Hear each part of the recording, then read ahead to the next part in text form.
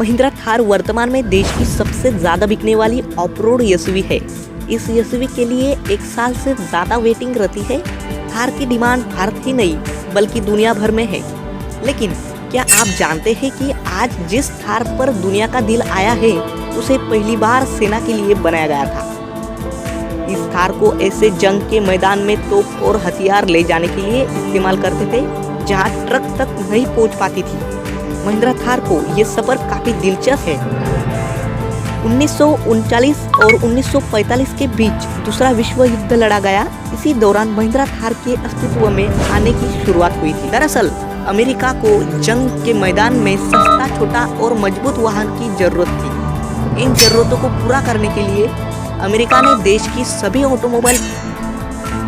ने इसके लिए सिर्फ 49 दिन का समय दिया।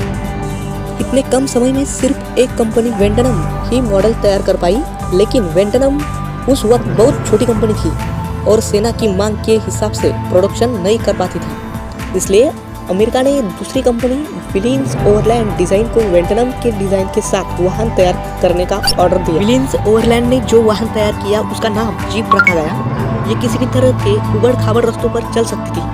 साथ में ये इतनी मजबूत थी कि छोटे मोटे बंदूक और धमाके के हमलों को भी इस पर कुछ असर नहीं होता था। इन सब खूबियों की वजह से जीप दूसरे विश्व का एक अहम हिस्सा बन चुकी थी। विलियम्स ने युद्ध के दौरान अमेरिका सेना के लिए करीब 6 लाख मॉडल तैयार किए। 1945 में युद्ध खत्म होने के बाद जीप की डिमांड ज्यादा बढ़ गई है।